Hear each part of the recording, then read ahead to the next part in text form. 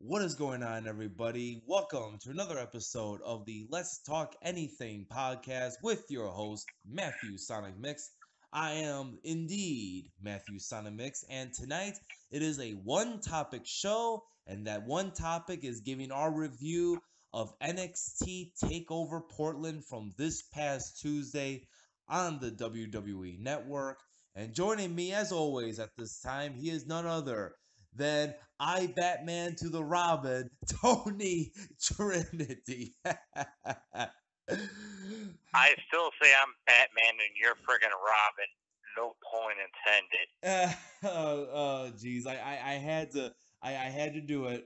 I had to do it. But other than that, Or how about better yet, Kakarot and Vegeta. all How about right, them there you apples? go. There you go. I'll buy that. I'll buy Or, that. or even better, Sonic and Tails. There, there you go. There you go. Actually, not to go off topic here, but I actually heard that the new Sonic the Hedgehog movie did really good in the box office, and believe it or not, it set a record for making more money for a video game movie. It made more money than any other video game movie, more than Mortal Kombat, which I think that's pretty freaking cool. I mean, the Mortal Kombat movie from the 90s was really good, but to hear a Sonic the Hedgehog movie beat that, that's a little insane.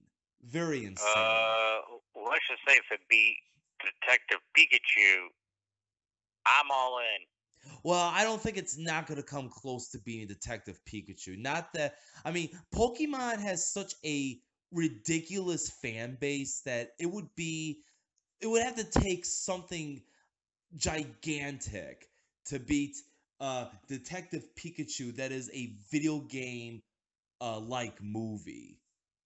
Well, would rather prefer the movie back in the 2000, the first ever Pokemon movie. Yeah, Pokemon Mewtwo Strikes Back. Yeah. Yeah, and they did a like a remake of some kind, but it's all in CGI format now. No, you're not wrong with that. And I'm like, oh. Then if Mewtwo comes, and then what's it going to be the next CGI based Pokemon movie? Is it going to be Lugia, Articuno, Zapdos, and Moltres? Yeah, you got to get those popular Pokemon in there somehow. You got to do it. Shit, whatever. But this past NXT was indeed NXT Takeover Portland. Uh, Overall, I thought this was a excellent takeover show, which will be giving the overall score at the end here, and then do the tallies on who won.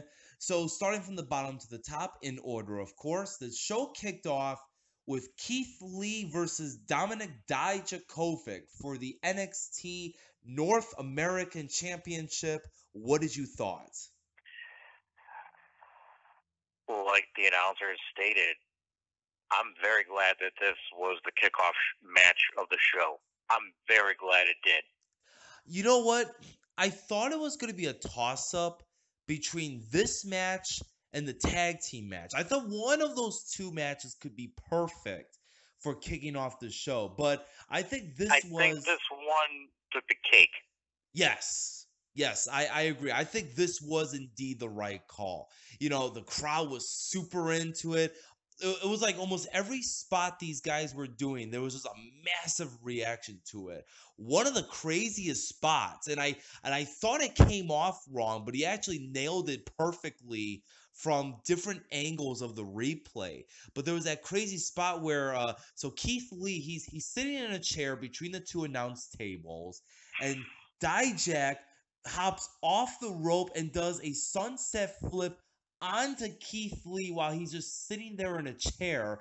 I thought that was nuts because any wrong move and he could have crashed right into the table, which would have been very nasty to look at. Well, granted, if Dijakovic didn't have that quote unquote back problem during that whole match, he probably would have won the whole thing. Yeah, yeah. They there was a back injury played out with Dijak, which I thought he did a fine job selling it. And then there came the one part. I think it was I think it was the Spirit Bomb actually, where Keith Lee had did the Spirit Bomb, and Dijak just rolls up, and he's crouched down. It's like he's powering up, ready to strike or make his next move, which I thought that was really great. There was a great near fall after the Spirit Bomb, and then Dijak tried to lift him up into a torture rack position like move, but his back kind of gave out, and then Keith Lee hit the Big Bang Catastrophe for the win, and then they It embraced, they hug seems so far. What is it? The power bomb finisher. What was that called? The spirit the bomb, Spirit Bomb and then the other one, the Big Bang catastrophe. Catastrophe.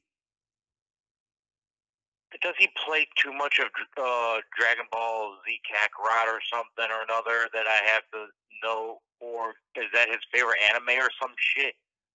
I mean, well, it's funny in a way because, like I said, Keith Lee has the Spirit Bomb, and Matt Riddle Kakarot. has the Final Flash. And on top of the Big Bang catastrophe, that's also homage of Vegeta. Did you know that? Yeah. Well, his move is called the Big Bang Attack. Well, same difference. Same thing, right? Right.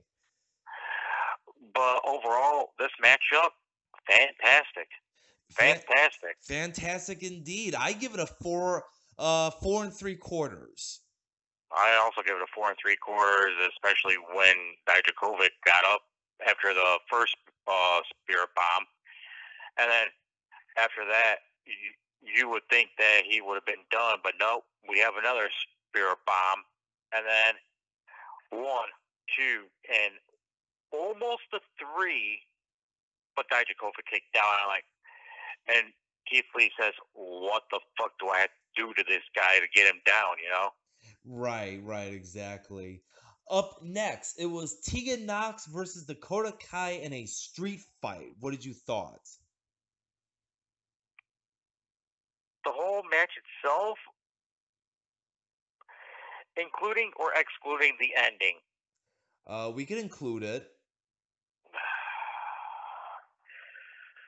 That was a fucked up ending, if I do say so myself. Well, me personally, I thought this was a fine match. It was good. I like how they open it with Tegan Knox not wasting any time and going right after or no, I'm sorry, it was the other way around. Tegan Knox came out and attacked Dakota Kai from behind, and that's how the match got started. There was one spot, it was a German suplex spot onto the trash can from Knox to Kai that looked a little rough around the edges. Uh, a, a table came into play, which it would come into the finish of the match, which of course we'll get to that in a second. There was a duct tape spot where Dakota Kai had duct taped Tegan Knox's wrist to the bottom of the corner of the turnbuckle and gave her this what looked like a really nasty kick, which was so hard that it took the tape off from her wrist and just made her flop dead practically. And then we get towards the end here, and the table is now prompted from the outside to the inside because Tegan Knox put it back in the inside of the ring. She's going for the big move, and all of a sudden, I kid you not, I thought it was Sonya Deville, this girl that came out. And I'm like, Sonya Deville? But no, apparently this is somebody new. I have not seen her or I'm not familiar with her because there were chants of, who are you? And I guess apparently her name is Rena or Rita Gonzalez. I think I'm close with the name. You are not. You are not. I think her last It's name was Gonzalez. Gonzalez. You got correct, but her first name is Raquel. Raquel. Okay. I think I might be going off her original name because I think Mauro Ronaldo may have mentioned her original name. I think I'm not 100% Because she certain. was a part of the Mae Young Classic, if I'm not mistaken. Okay, maybe that's why I kind of forgot what she looked like, honestly. But Because I think she got eliminated in the first or second round of it, you know? yeah, that's true. And then yeah, now this spot was a little scary in a way. So Gonzalez takes Kai off and she's attacking Tegan Knox and she lifts her up and like during mid-flight it looked like she may have botched or maybe she didn't get enough leverage. So she pushes her up again and poor Knox, she not only hits the table doesn't break. The table just flops down and referee moves the table out of the way. Not Knox, Kai crawls over, pins her for the three, and it seems to be that Gonzalez is going to be the heavy for Dakota Kai. I mean, why does Dakota Kai need a heavy? She's a heel. Heels somewhat don't have heavies. I mean, now I think I will say this. Now I Um, could uh, be uh, uh, unless if you're MJF, that's a little pussy that needs a freaking uh, what's that guy's name? Warlord. Yeah, Warlow. That you need a freaking big heavy like that. Otherwise, they don't have heavy. They are either in a stable or nothing. Yeah, exactly. Now, I mean, I could definitely see this being long term until maybe she finally decides to break away from Dakota Kai. But I don't know. Like, I guess for somebody like Dakota Kai, I guess having a heavy by her side kind of makes sense. But I don't know. I mean, I won't pass judgment until I feel about the whole situation here. But I thought the match was good. Nothing out of this world great, but I thought it was enjoyable for what it was. I give it a 3.5 out of 5. I also give this, well, 3.25 out of 5. Up next, it was Johnny Gargano versus Finn Balor. What did you thought of this match? Holy shit, between the two. They had a lot of good chemistry between the two. This was a great match. It wasn't slow, like it was that right pacing that it kept you interested. You were reacting to all the things they were doing. The key story here was having Gargano try to do what Balor did to him, the shotgun drop kick into the barricade, which Gargano did pull off on Balor, so he did get a little I revenge on that. I think he missed it the first time, if I'm not mistaken. Then the second time, he connected. Yes, yes. And then eventually came the spot where uh, Gargano's on the table and Balor's on the other table. So he runs over, does a shotgun drop kick.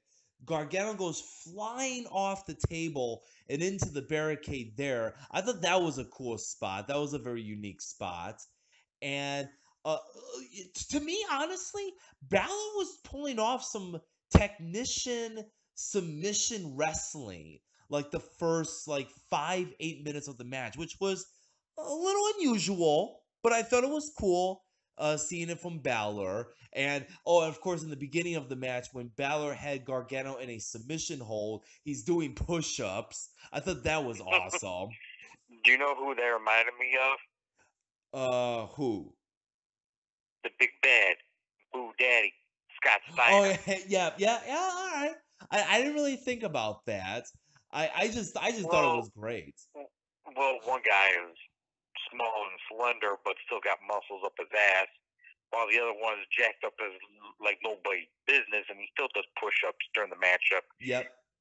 And I love the near almost tap spot where Gargano had him in the Gargano escape. I think it was like the third time, and you thought, oh, is this it? Is this it? And Balor just gets his hand on the rope, and then finally towards the end hits him with a coup de grace.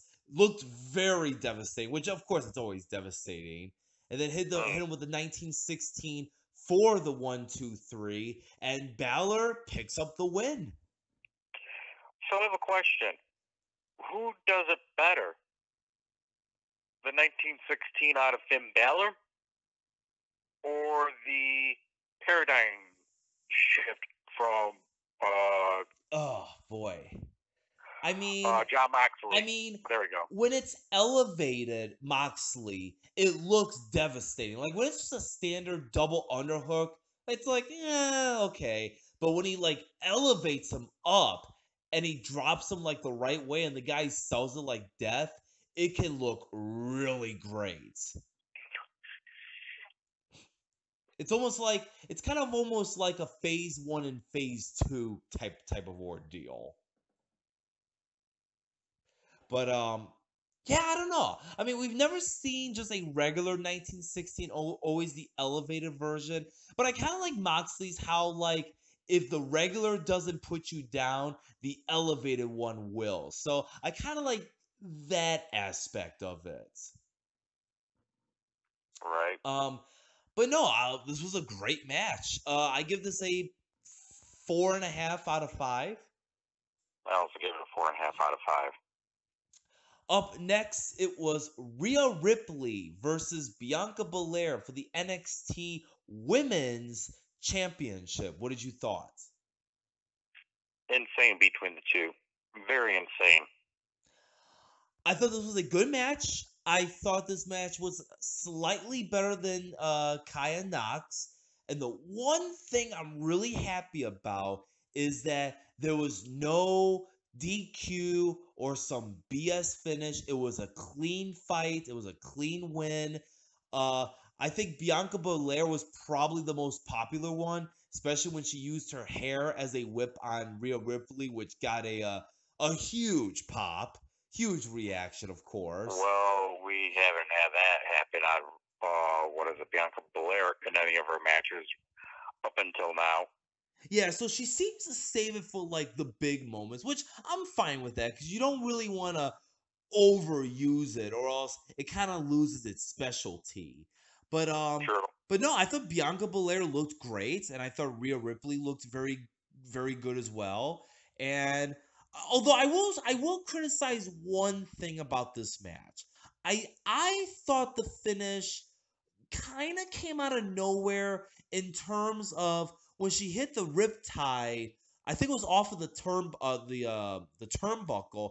I thought that Bianca Belair was going to kick out or maybe just put her hand on the rope and that would be like the false finish and then she would hit her again off of the turnbuckle. But no, like the finish kind of came out of nowhere. I was just kind of like, huh, okay. I didn't see that one coming. So it was almost like it kind of took the air out of me, but that's the point to where like I was totally disappointed. Like it was a good match. I just thought the finish kind of came out of nowhere. I think that they had to do it that soon, considering that they didn't want any kind of bullshit shenanigans when Charlotte Flair comes out. Right. And then speaking of which, Charlotte came out, attacked Rhea Ripley, and then attacked Bianca Belair while she was laid out on the ground on the outside of the ring. So the way I see fit, there's no reason for Bianca Belair, sadly, to be involved with Charlotte and Rhea Ripley because she cleanly lost right in the middle of the ring. So I think it's safe to say it's going to be one on one between Rhea and Charlotte. And as far as Bianca Belair goes, you could save Charlotte and Bianca maybe for the takeover for SummerSlam weekend. I mean, I think that would be fine. I'd be cool for that. I'd be down for that. So between who and who for SummerSlam? I say you could save Charlotte and Bianca for SummerSlam weekend. Pending if Charlotte Flair wins. Right. I mean, I'm not crazy of having Charlotte beat Rhea Ripley, but I think the only reason why that would happen is because I'm sure Triple H is not too pleased of AEW kicking their ass in the ratings, but I don't know what benefit Charlotte is going to have in NXT. Uh, I mean, can I tell you something? what's that? As it stands right now, between NXT and AEW, their women's competitors are a lot better and a lot stronger. I hate to say this, but I would say an NXT is a lot better and a lot stronger. Oh yeah, no, no, no. I mean, you're hearing no argument from me about that. Like, I think if you if you take all the women in all divisions, all companies, AEW, WWE, ROH, whoever, NXT is stacked with talented women. But here's sort of the funny thing. NXT may pull out the better women's wrestling or male wrestling in general, but it's just weird, or maybe not weird in a way, maybe it's funny to a certain degree that AEW still beats them in the ratings. And I You mean, know why they do? Do you know why they do? I'll tell you exactly the reason why they do. Look at the 45 minutes before they hit another commercial, or their very first commercial, rather. You don't need that 45 minutes into a show and then hit the first commercial like that. And then the picture to picture garbage that they do during the matches, I don't like it at all. here's what I do. I mean, I know we're kind of signing away from this. I do want to get back on topic, but let me Hold, say this hold really. on, hold on, hold on. Sorry, fans, for all this ranting and raving about AEW and NXT and all that crap, but this has got to be on the books right now as it stands between him and I. So let's continue. So here's what I'll say really quick, and then we'll divert back to the review. What they need to do is they need to try to focus like the picture on picture, uh, maybe during the match and not the the backstage stuff because like the whole build up with Pac and Omega, they were showing like backstage stuff while the picture on picture thing was going on. And it's like, wait a minute. I want to know what's happening here. I want to be invested in this. And they do the picture on picture stuff. Now, I Or will say even, or even better yet, the Rio versus that Nyla uh, Rose. Nyla Rose, and then after the match, I wanted to hear what Nyla Rose was saying to Omega. Right. I wanted to hear that, but you can't. So, I mean, maybe what they could do is, cut to commercial when they come back, then they can play that. I mean, WWE does that. I mean, what they Unless could it's a do is, unless it's a TNT thing, then there's not really much AEW can do about it. I mean, which company had TNT? Was it WCW. WCW? Did they even have a picture-on-picture? I Garbage. no. I don't even think picture in picture wasn't a thing until like the late 2000s. I could be wrong. Um I think you might be right. I mean, I can remember the picture on picture like 07, 08. I mean, if somebody's listening to this, I mean, correct me if I'm wrong, but I don't think the picture on picture wasn't a thing until the late 2000s. You're not wrong with that. I think it was called PIP, if you will, Something for like short something like for that. shorthand notes. Like I think if you wanted to watch like two different shows, you could. Yeah. Like N- let's just say if you want to watch like Raw in one picture, like the main picture, and then you can have like a WCW on the other upper left and right or right hand corner kind of deal, you know? Yeah. Now, what I hope they do actually, I doubt they won't, but it would be nice if they did. What I hope, not this Wednesday, but next week, Wednesday, for Pac against Omega in the 30-minute Iron Man match, I actually hope they use their commercials up early in the show, and then that whole match will be commercial free. So that way you can enjoy the full 30 minutes of it. Will it happen? Probably not. But Or what would be even better, have that kick off the show. there you go. Because like I said, they seem to have no commercials during the first match, so you could start that match off red hot with a I mean, they nice. I mean, they do that for two of the matches, including as a segment, because it's like a match, then it's a segment, then it's a match. It's like bullshit. Yeah. But no, Don't need that. That's overkill. no, you could start off that show with a hot Iron Man match with no commercial interruptions and enjoy it from start to finish. I mean, I'm looking forward to that. I know that's And going to then be a kick-ass match. and then after that Iron Man match, guess what? Go to commercial right then and there. Yeah, probably so. But let's divert back to and our Portland takeover predictions here.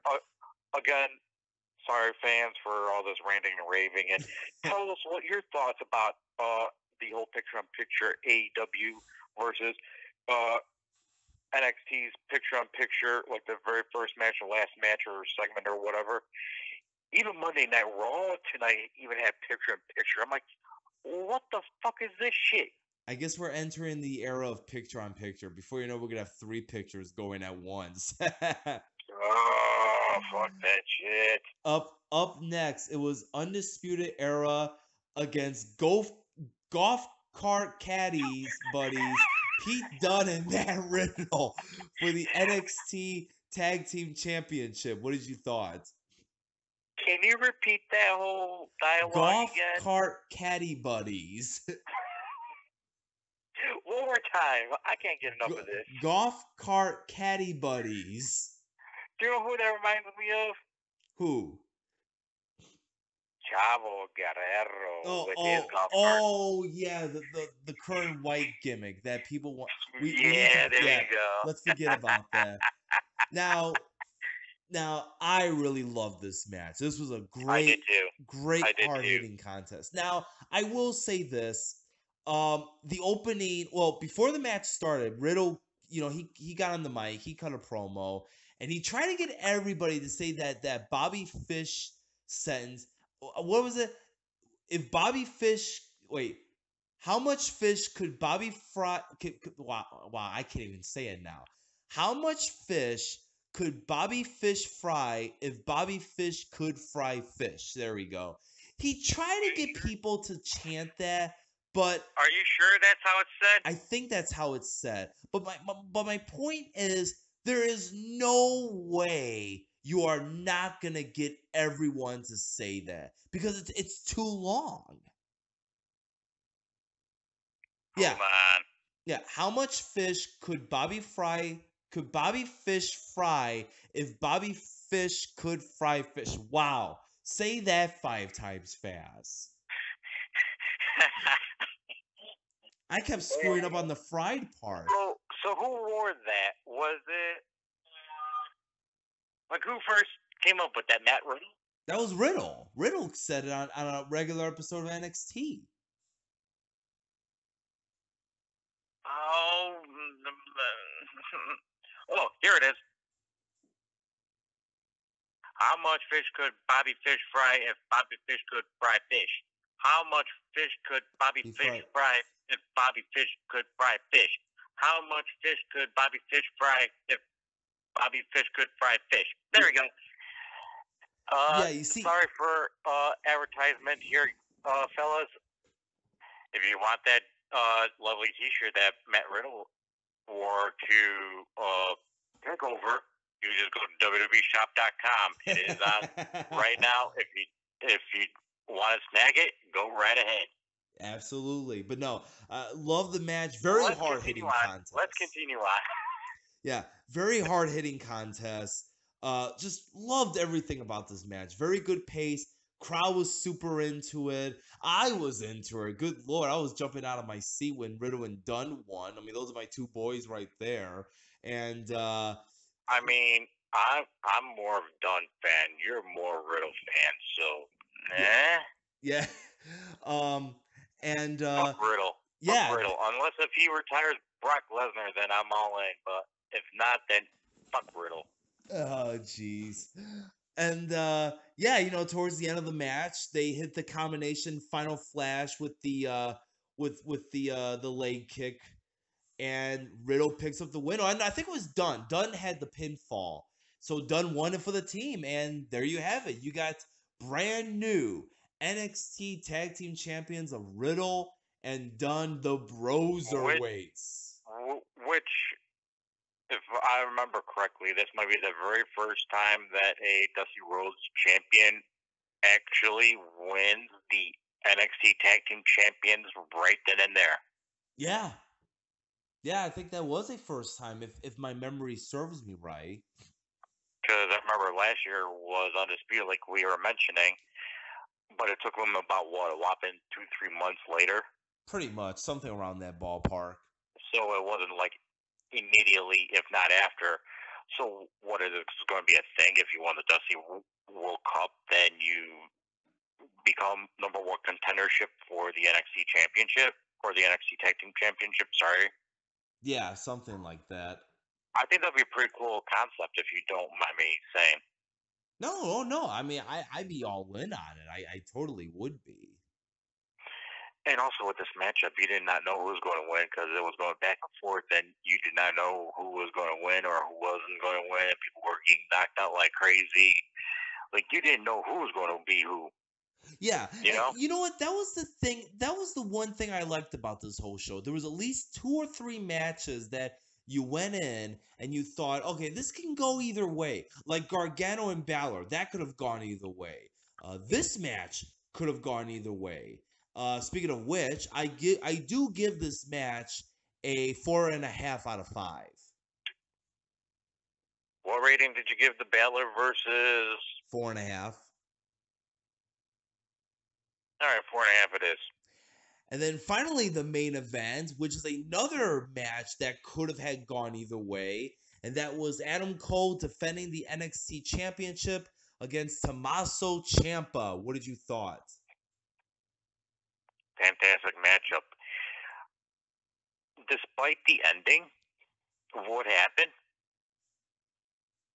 I loved it. This pretty much had all the makings of an excellent drama feud. This was great wrestling. It was entertaining from start to finish. The crowd was into it. Like I said, it was literally one of those things where you thought maybe Cole was gonna win, Ciampa would kick out, or Ciampa was gonna win, Cole kicked out. And I love that near fall spot. They kind of did it with Gargano last year, where Undisputed came out. They're trying to help Cole. Cole hits the last shot, and Champa kicks out. So they kind of repeated that with Gargano last year. And then Champa, he's cleaning house. He's taking out all the members of Undisputed, focuses his attention on Cole. Champa hits him with the fairy tale ending. And I legit thought that was the finish. And Cole kicks out like right at the last second to pull off this great near fall in the end. And And I think Ciampa was stunned when he kicked out. yep. So now, Cole and Champa, they're going at it. Champa pushes Cole, and then Cole goes right into the ref. Ref takes a good ref bump. So now there's no ref. Champa hits Cole again with the fairy tale ending. 1, 2, 3, 4. Fans keep counting down to like 10 or 15. Ciampa's like, what's going on here? I need the referee back in. And then at the end, Johnny Gargano comes out after his loss to Finn Balor. And Ciampa's Because going for I the going for the title. yeah, Ciampa's going for the title, but then wait, Gargano puts a hold on the title, snags it away from Ciampa, hits Ciampa with the title, and Cole just slowly. And did you notice what Gargano was wearing? No, what was he wearing? A spit in Ciampa's face, the DIY T-shirt. Oh, I did not see that. I wasn't paying attention to that. It was a blue DIY T-shirt, not the original, but the blue one that they had. Right. But yeah, he wore that, hit him, and says DIY pretty much will never happen again, unless if they get called up. And yeah, Cole slowly crawled over, put his arm over Champa, got him for the 3, and reverse psychology. First it was Ciampa to Gargano. Now it's Gargano to Ciampa. So is now Ciampa face? Uh, yeah. And I mean, Gargano now has to be the bad guy Heel? again. Is Gargano going to be a part of Undisputed now? I don't see it. I don't see Gargano aligning himself with Undisputed. Although, when it does comes to big matches, Gargano never seems to win. That's true. So, unless he did align himself with Undisputed, but I don't know. Like, I don't think I mean, 5 members is not necessary. they tried doing that with Finn Balor. True, yeah. Um, I mean, my guess is that it's probably more of jealousy because when Champa was out, people felt bad for him, but yet when Gargano was champion or when Gargano was not champion, people still talked about Champa. Champa comes back, all the spotlight is on him. Nobody's talking about him. Gargano's left out in the dust. So maybe it's jealousy, and then maybe it led to like, oh, I wish you were still in the hospital bed, or oh, I wish you had retired. It could be something like that. But I Like, don't know. well, Like, you know what's funny about this rivalry? It's kind of like I'm interested because it's the reverse psychology way, but at the same time, I'm kind of like, I don't know. I'm not feeling it for some reason because we've already seen this feud. can Unless, really quick, let's give our rating for this matchup before we randle off more into this. so I love this match. I give it a 4 3/4. Also, 4 3/4. So overall, what did you think of Takeover Portland? 9.5 out of 10. I also give it 9.5. Well, did you say 9.5 or did you say flat out 9? 9.5. Yeah, 9.5. 9.5. Yeah, you're right. So let's go over the tally here really quick. So going from bottom to top, Keith Lee I know, against I I know who won. You won. You went flawless victory with the whole shebang. I already know. yeah, yeah, but for the audience, in case if they didn't listen to the prediction show on the last episode, Keith Lee against Dijak. You went with Dijak. I went with Lee. Lee picked up the win. I go up 1-0. Kai versus Knox. You went with Knox. I went with Kai. Kai won. I go 2-0. Balor Gargano. We both went for Balor. Balor won 3-1. Ripley against Bianca. We both went Ripley. Ripley did indeed win 4-2. The Broserweights against Undisputed. We both went for the Bros.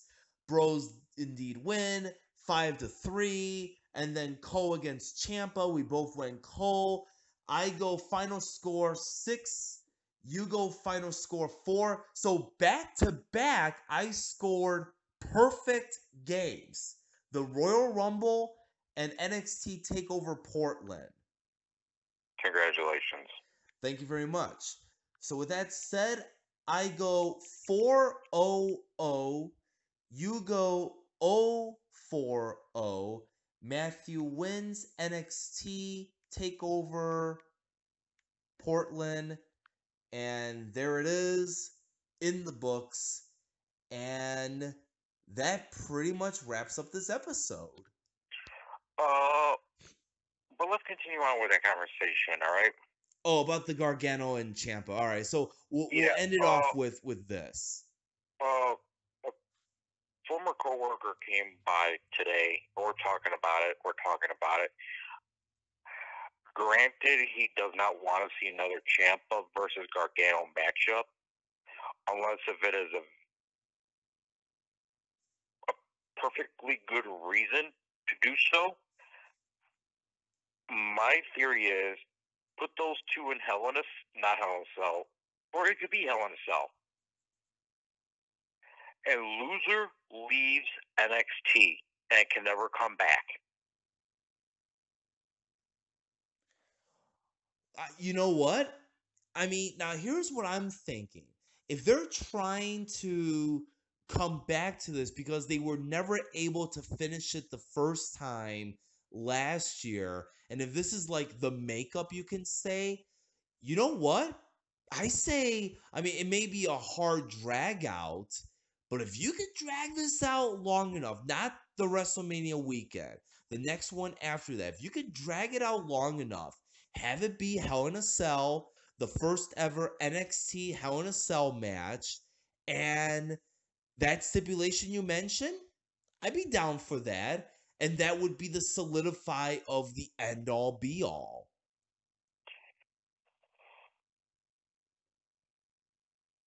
Even though I'm predicting that there will be another takeover before WrestleMania because they're talking about it. Even though they didn't announce it, but they're talking about it. And I think it's going to be in Tampa Bay. Then it's going to be in Boston. The one after that. I think they should end it soon rather than dragging it out longer. You know what I mean? Yeah, no, I exactly what you mean. Although, I'm not too crazy. I mean, I don't know if this is what they're doing, but I know the norm was like 5 pay-per-views a year. Although they used to do 4 pay-per-views a year, which I actually like that a lot better. But they're doing five now. I just hope they don't break into the habit of doing like say 6 or 7 or 8 takeovers a year. Because then it's kind of like, now you don't have. I mean, God, we got so many pay per views. It feels like in WWE that we don't really have proper build ups. I know. Or what they could do is, for the United States purpose only, is to do for pay-per-views in the United States only. Do one clash of that clash pay-per-view between the U.S. versus the U.K. and then do two UK pay-per-views a year. I'll be down with that. Well. Actually, I'm sure you saw the text message. Let me bring this up really quick before we wrap things up here. Uh, During the show, I'm sure you've seen it. They announced the next NXT UK takeover for I think it was April 24th, if I have the date down right, and it's going to be in Dublin, Ireland. Great. Well, if it wasn't a Sunday and it was a Saturday, I don't know. Maybe I'd be a little ballsy to spend the money and actually fly down there for just a day and then shoot my way back. I mean, hey, I Crazy got son of a connections bitch. in Ireland. I do. Crazy ass son of a bitch. Oh, But jeez. then, but then you would then have to fly there. You know, I mean, okay. Let's think of this. Let's think this logically here. So let's think. Ireland is, I think, 6 hours ahead of us. I think. 6 or 7, one of those two. Hang on a second. You know what? Hang on. Let me do a Google here. If people can just bear with me for just a moment, let me Google something. What's time in Ireland? Let's see. 5:25 in the morning. 5:25 in the morning. Okay. So it's So 6 5:25 in hours. the morning there. So that means if I was to pull this shenanigans off, but let's say it was on a Saturday, which actually would have been a lot more perfect. I could leave Friday night at say 7 p.m., get there at like say, let's see, that's 6 hours ahead of us, maybe like 9 in the morning, and literally just pull no sleep. Well, I mean, I could always sleep on the plane, of course. Uh, but yeah, as soon as I land, go see the Irish friends, hang out with them, go to the show, come back, pick up my bags, hit the flight at midnight, and get back by Probably like midnight Sunday. So is it doable? Yeah. But would I do it? Probably not. And besides, I already used one of my PTO time when I went to the ear doctor appointment last week, Thursday. So, and like I said, and I'll say this right now, if the Poland trip comes true, if it does, and we're going to be shooting for August, at least by then I'll have enough PTO time to use up at least, say, a good whole week, if not 4 days of the week to use them. Right. So, but that's a topic for another time. At this time, I do want to say I hope you guys enjoyed another edition, another episode of the Let's Talk Anything podcast. Hopefully, you guys did enjoy NXT. Comment, what did you guys thought about NXT Takeover Portland? And of course, as always, you can follow me at the Twitter Sport. Can you say Twitter, the Twitter machine? The twits at the Twitter machine. No pun intended on Bully Ray. Twitter.com/SonicMix1991. And as always, Tony, your handle as always. Also, Twitter.com/Triple Trinity 06. Even on Instagram as well, if you want to follow me on Instagram.